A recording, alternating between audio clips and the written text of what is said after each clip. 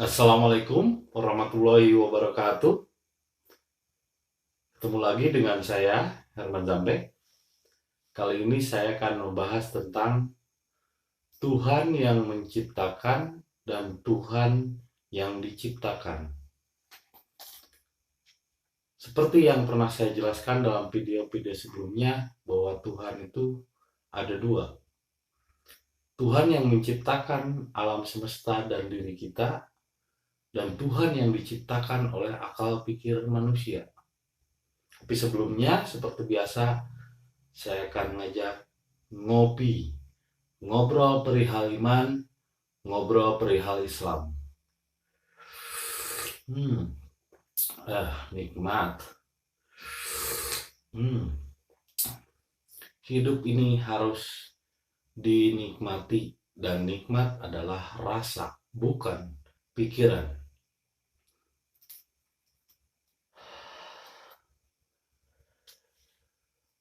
Mungkin orang menganggap bahwa Tuhan itu hanya satu. Tapi menurutku Tuhan itu ada dua. Tuhan yang menciptakan kita dan seluruh alam semesta ini, dan Tuhan yang diciptakan oleh akal pikir manusia itu sendiri. Lalu bagaimana agar kita mengenal Tuhan yang menciptakan kita semua? Hanya satu, yaitu tidak berpikir. Tidak mencari tahu tentang apa itu Tuhan, tidak belajar tentang apa itu sebetulnya Tuhan itu. Karena Allah atau Tuhan atau Om, apapun kalian menyebutnya, itu tidak bisa dipelajari. Tidak bisa dicari dengan akal pikiran. Karena akal pikiran ini alatnya untuk duniawi, untuk benda, tumbuhan, hewan, dan jasmani. Tapakur pihol kilah. Jadi berpikir itu untuk apa yang telah diciptakan, untuk duniawi. Lalu bagaimana Pak kalau saya pengen kebenaran, saya terus kuliah misalnya nggak beres? Ya kejar dulu kuliah kalau untuk nyari kerja. Karena ibadah juga misalnya kita melakukan ibadah kalau lapar, ya nggak tenang. Kenapa? Saya selalu mengatakan orang-orang yang bisa berserah diri pada Allah adalah orang-orang yang tenang ragawinya, orang-orang yang damai, orang-orang yang sudah mencapai nafsu mutmainnah, jasmaninya sudah tenang, sudah tidak lapar. Nah, sehingga banyak cara orang mendekat kepada Allah. Ada yang karena putus asa. Ini kalau karena putus asa, memang bisa mendekat Allah dengan cara apapun. Allah bisa didekati. Putus asa, ketika drop, ketika jatuh, kita jadi dekat dengannya. Tapi berbeda dengan orang yang memang sudah dalam ketenangan batin, dalam ketenangan jasmani. Sehingga ketika menghadapnya pun benar-benar totalitas. Berbeda kalau hanya pelampiasan, seperti ketika pacaran. Pacaran yang mendapat pacaran karena pelampiasan dari kemarahan yang sebelumnya, terus mendapatkan pacar lagi, beda dengan ketika sedang tenang mendapatkan pacar, beda rasanya kalau hanya pelampiasan. Nah, begitupun dengan ketuhanan. Jelas Tuhan atau Allah ini tidak bisa disentuh dengan akal pikiran, tapi dengan berserah diri, dengan pikiran, hati, dan nafsunya yang diserahkan kepada Allah. Itulah yang disebut Islam, berserah diri kepada Allah. Tapi kenyataan yang kita lihat di lapangan, kenyataan yang kita lihat dalam kehidupan ini, justru saya memperhatikan ini banyak orang yang menciptakan Tuhan. Nah, sekarang ini banyak manusia yang sudah menciptakan Tuhan. Bagaimana maksudnya manusia menciptakan Tuhan? Yaitu dia membuat teori-teori tentang ketuhanan seperti ini, Tuhan itu begitu, namanya ini, namanya itu. Itu kan hanya sebutan manusia. Padahal bisa jadi memang dia tidak bernama. Nama-nama itu kan nama-nama panggilan manusia saja, kebutuhan manusia. Udin, Umar, Jaya, Dedi, itu kan hanya panggilan kebutuhan manusia. Itu kan hanya kebutuhan manusia kepadanya. Sehingga dipanggillah Tuhan, dipanggillah Allah, dipanggillah Om, dipanggillah Yesus. Ya terserah manusia. Itu kan penamaan manusia. Itu pencarian dengan akal pikiran manusia. Maka memunculkanlah nama-nama. Nah hakikatnya, rasa, itu tidak memiliki nama. Sehingga ketika ada yang bertanya, di mana letaknya ruh? Lah, di mana letaknya ruh? Gimana sih? Ruh itu kan bukan wujud. Ruh itu meliputi. Allah juga zat, bukan wujud, meliputi semesta alam ini. Sama seperti halnya listrik. Di mana letaknya listrik? Ya nggak tahu deh. Orang ketika dicolokin kabelnya di seluruh kabel itu. Selama sejauh kabel itu membentang, disitulah listrik ada. Ya sama. Ketika Allah menciptakan alam semesta ini dari zatnya, dari Nur Muhammad, maka sejauh alam membentang, itu Allah meliputi di dalamnya. Bukan seperti apa yang diciptakan dalam pikiran kita, bahwa Allah terpisah dari makhluknya. Sehingga kalau ketika kita masih bertanya di mana letaknya Allah ketika kita berserah diri, ya di seluruh tubuh kita, di seluruh alam semesta ini. Itulah yang disebut ahad, meliputi seluruh ciptaannya. Bukan wahid Allah itu. Sehingga kalau misalnya bertanya tentang kun payakun itu progresitas Allah, ya tapi kan Allah itu meliputi, bahkan lebih dekat dari urat leher. Ida aroda saya ayakulahu kun payakun, itu manusia, bukan datnya. Karena Allah itu meliputi seluruh ciptaannya, bahkan daun yang kering jatuh pun Allah tahu. Bahkan bisikan hati, pikiran, dan nafsu pun Allah tahu. Karena Allah meliputi di dalam diri paling dalam dan di luar diri paling luar. Sehingga tidak lagi menggunakan pikiran, maka terbukalah hijab. Ahad. Inilah yang disebut dengan sholat daimun. Alif. Asyhadu alla ilaha illallah wa asyhadu anna Muhammadar Rasulullah. Sholat setiap waktu. Bahkan ngomong begini saja kontak langsung dengan Allah. Itulah sholat daimun. Sholat yang setiap waktu dan setiap detik terhubung dengan Allah. Inilah Tuhan yang menciptakan manusia. Nah kalau diciptakan, Allah meliputi seluruh ciptaannya. Jadi tidak terpisah dengan ciptaannya. Ida roda saya ayat kulahun payakun pun bukan kata-kata Allah, tapi kata-kata manusia yang diciptakannya. Allah kan nggak ada kata-kata, rasa masa ada kata-kata. Kata-kata itu adalah manusia yang bikin. Kata-kata, pengetahuan, ilmu itu manusia yang dimanunggaling sama Allah. Nah, yang kedua ini adalah Tuhan yang diciptakan oleh akal pikiran. Bagaimana yang disebut Tuhan yang diciptakan akal pikiran? Kita mempelajari Tuhan dengan akal pikiran sehingga muncullah wujud.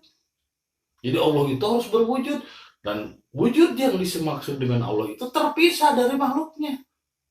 Membicarakan Allah seolah-olah Allah itu terpisah, seolah-olah Allah itu jauh. Kalau dibicarakan Allah kebanyakan, berarti kita seolah-olah kita tidak kenal dengannya. Nah Allah itu udah meliputi seluruh makhluk ciptaannya. Seperti misalnya saya ngomong dengan Anda, kalau seandainya kenal, dekat, ngomong, otomatis sudah nggak membicarakan lagi nama Anda. Misalnya nama Anda Rudi. Kan nggak perlu saya menceritakan, oh si Rudi itu begini loh, begitu. Ngomongin sama si Rudi lah, kata si Rudi. Kamu lagi ngobrol sama siapa sih? Nah sekarang ngomongin Allah, kalau Allah kita berada meliputi di dalam diri kita, meliputi semesta ini, nah kita ngomongin Allah ya, berarti tidak kenal sama Allahnya. Allah itu begini-begini, yang akhirnya hanya diciptakan oleh akal pikirannya. Disadari atau tidak, kebanyakan orang masih menciptakan Allah dengan akal pikirannya. Jadi citra Allah itu sesuai dengan apa yang dipahaminya. Dari apa? Dari kitab. Dari siapa? Dari ahli kitab, bukan ulama.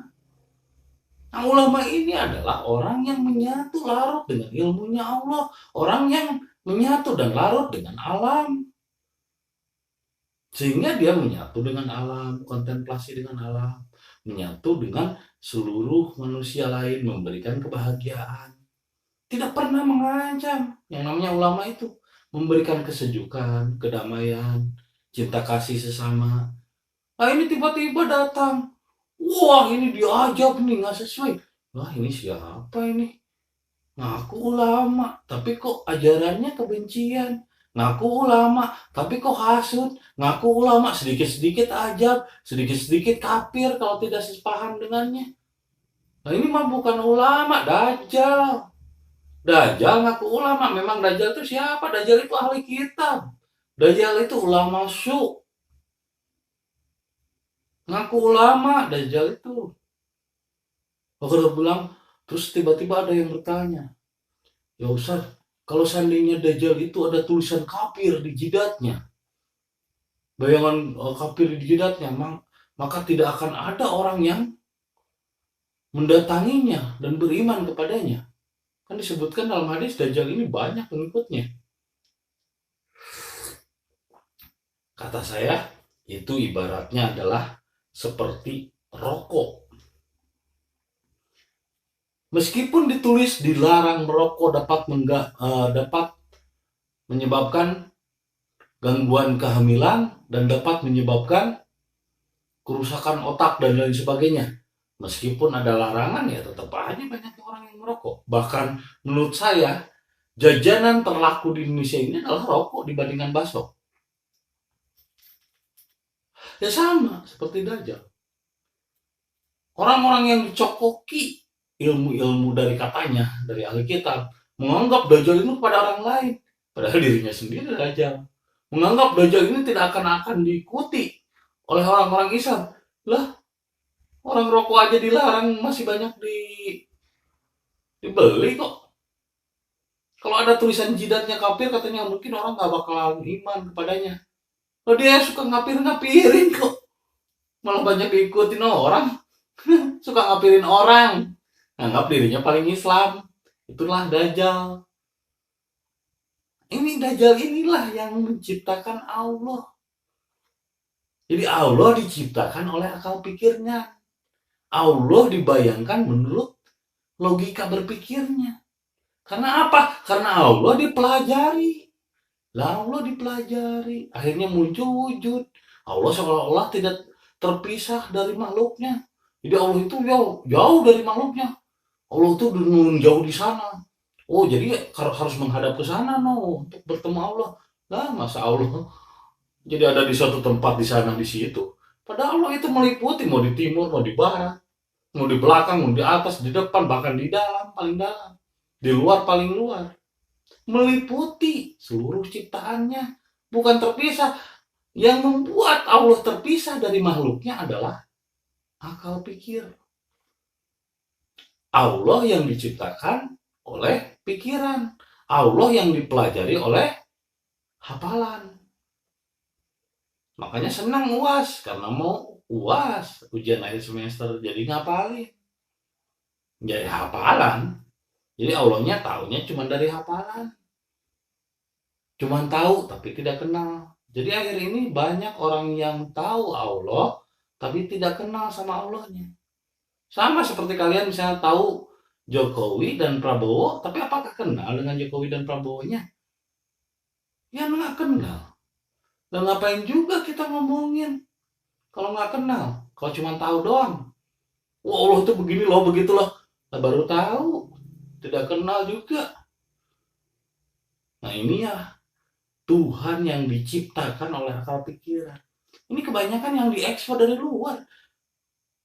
Kalau seandainya ajaran-ajaran dari leluhur nenek moyang, buyut kita dari Nusantara ini justru lebih mengenal Allah dengan rasa, bukan dengan pikiran. Tiba-tiba datang dari luar, ngajarin Allah itu begini loh, Allah itu begitu. Lah rusak Indonesia. Lihat coba sekarang, sungai-sungai sudah mulai keruh. Lihat sekarang hutan-hutan ditebangi. Gara-gara apa? Gara-gara terlalu banyak ajaran-ajaran Allah yang diciptakan oleh akal pikiran. Gara-gara ajaran Tuhan yang diciptakan. Jadi Tuhan itu ada dua. Tuhan yang menciptakan manusia dan Tuhan yang diciptakan oleh manusia. Hancurkan Tuhan yang diciptakan oleh manusia. Hancurkan Tuhan yang diciptakan menurut kamu, pikiran kamu Tuhan itu begini-begini, hancurkan itu. Oh tidak, saya akan membela Allah. Lah Allah dibela. Memangnya lu siapa? Kita yang justru butuh pembelaan Allah. Saya akan membela Islam. Nah, Islam dibela. Islam itu ya Allah wala yulalai. Islam itu tinggi dan tidak ada lagi yang lebih tinggi dari Islam. Bahasa Indonesianya, bahasa Sundanya adalah Dharma. Eling-eling mangka eling, rumingkang di bumi alam, Dharma wawayangan baik. Dharma berserah diri, maka kita hanya akan jadi wayang saja, digerakkan oleh Allah. Itulah Tuhan yang menciptakan manusia. Kita hanya nerima, receive and follow, terima dan ikuti kayak wayang. Gerakan oleh Allah, kita nggak mikir, nggak pakai hati, nggak pakai nafsu, serahin hati, pikiran dan nafsunya kepada Allah. Akhirnya cuma jadi wayang. Gimana aja kalau Allah menggerakin ke sini ya ke sini ikut. Kalau gerakin ke situ ya ke situ ikut. Tiba-tiba Allah menggerakkan kita supaya bernyanyi ya nyanyi. Eling-eling mangka eling numingkang di bumi alam, Dharma wawayangan baik. Ya udah gerakin aja. Nah, tiba-tiba datang Tuhan yang diekspor dari luar Indonesia. Mengajarkan, Allah itu begini-begini. Tapi senangnya mencela. Situ mah begini, kafir itu. Situ mah begini, dolim itu. Situ mah begini, fasik itu. Situ mah begini, musyrik itu. Lah, ajaran dari Allah dari mana? Dirinya aja penuh dengan api kemarahan. Dirinya saja penuh dengan kedengkian. Ajaran Allah itu Ar-Rahman Ar-Rahim, Maha kasih sayang.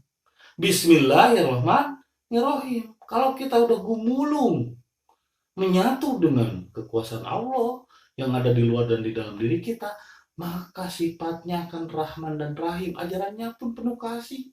Tidak perlu mencela. Meskipun berbeda keyakinan dan agamanya. Tidak perlu mengajab.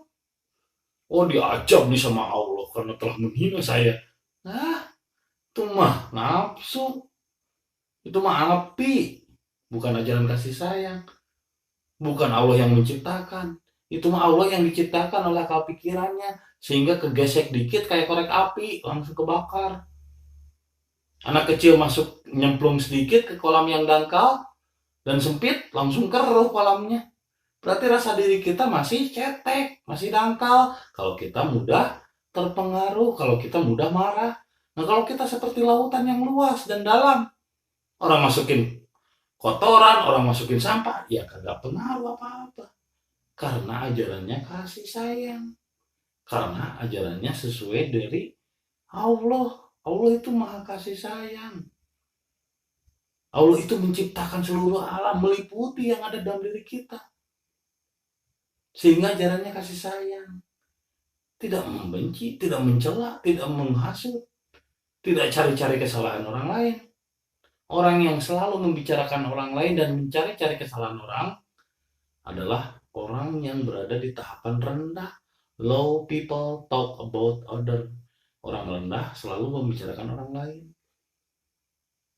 Jadi milikilah ajaran kasih, milikilah ajaran yang dari Allah yang menciptakan. Kita hanya menyerah, kita hanya nerima dan ikutin. Bukan dipelajarin, bukan dipahami oleh pikiran, bukan diciptakan. Makanya ada dua Allah itu, Allah yang menciptakan dan Allah yang diciptakan oleh akal pikiran. Berupa ajaran yang disampaikan oleh ahli kitab yang doyannya mengkupur-kupurkan orang lain. Itulah Dajjal. Beda sedikit pemahaman dengan orang disebut kafir. yang katanya nggak mungkin diikutin Dajjal ini, buktinya paling banyak diikutin sekarang itu Dajjal ini. Lihat, perhatikan Indonesia paling banyak diikutin Dajjal itu. Justru ajaran kasih yang jarang menarik perhatian orang. Kenapa ajaran seperti ini jarang menarik perhatian orang? Karena dalam diri mereka sendiri sudah tertanam api. Sehingga mereka hanya senang dengan ajaran yang penuh kebencian dan rasis. Tapi kalau ajaran yang penuh kasih, yang nerimanya pun, saya yakin Anda pun yang melihat dan mendengar, lalu memperhatikan apa yang saya sampaikan, itu karena telah tertanam kebaikan di dalam diri Anda. Telah tertanam perjalanan yang tidak sebentar untuk menemukan cahaya ini. Artinya Anda sendiri sudah ada kebaikan cahaya dalam diri Anda. Saya menyampaikan hanya menyambungkan. Ibaratnya saya cuman terminal doang, terminal listrik gitu. Colokannya sudah ada kan, Anda sudah punya kabelnya, tinggal nyambungin saya. Nyambungin rasa. Makanya saya bilang saya cuman paralon. Saya cuman corong. Sebetulnya di dalam diri Anda sendiri sudah tertanam cahaya. Sudah ada kebaikan dalam diri Anda. Yang menerima saya ini adalah rata-rata orang yang penuh kasih sayang. Rata-rata orang yang sudah memiliki kesadaran. Jadi saya tidak khawatir kalau misalnya nanti ada yang mau coba dan bagaimana. Ya dibalikin lagi orang habitatnya itu. Ngapain juga saya sakit hati? Ngapain juga saya perlu harus kenapa sih anjing itu ngegonggong, orang habitatnya anjing ngegonggong, ya biarin aja. Emang karena habitatnya begitu. Kenapa sih harimau mengaum, ya orang sifatnya harimau bagaimana, masa kita suruh mengeong, kan nggak bisa, orang habitatnya begitu. Ya makanya saya maklumin saja ketika ada anjing menggonggong, ya kapilah berlalu, biarin saja karena habitatnya begitu. Sehingga kalau ada yang mencela dan lain sebagainya, lah saya tidak mengajarkan kebencian. Saya mengajarkan kasih sayang. Ketika ada yang menggonggong, ya berarti sifatnya anjing. Ya ngapain juga saya perlu sakit hati. Kalau digonggong anjing, siapa tahu justru dia menggonggong menyapa. Ya kitanya aja yang nggak ngerti bahasanya. Dia menggonggong karena sebetulnya karena sifatnya begitu. Makanya kita harus memiliki kasih dan memaklumi. Sehingga tidak ada rasa marah. Orang yang memiliki rasa marah karena di dalam dirinya sendiri dia telah menyimpan api. Penuh kedengkian, senangnya sama Dajjal, ajaran Dajjal, ajaran ahli kitab. Tapi ngakunya ulama. Kalau saya ya cuma manusia biasa. Saya cuma corong, saya cuma paralon yang menyambungkan kabel yang dalam diri Anda sendiri sebetulnya sudah ada cahaya-cahaya itu. Nenek buyut Anda, diri Anda sendiri sudah menanam kebaikan. Saya hanya menyambungkan. Sehingga apa yang saya sampaikan pasti akan bergetar dalam hati Anda, pasti akan nyambung. Dan kita semua adalah saudara. Semoga kita disaudarakan dan terus selamanya dipersaudarakan dunia dan akhirat. Karena kita yakin Tuhanlah yang menciptakan kita semua. Bukan kita yang menciptakan Tuhan. Semoga apa yang saya sampaikan malam ini bermanfaat dan membuka hidayah bagi kita semua. Terima kasih atas kesertaannya menonton video saya. Bantulah share, subscribe, like, dan tombolkan loncengnya untuk memberitahukan setiap video-video yang masuk. Video-video saya tiap hari insya Allah akan selalu memberikan video terbaik untuk inspirasi Anda. Terima kasih. Assalamualaikum warahmatullahi wabarakatuh.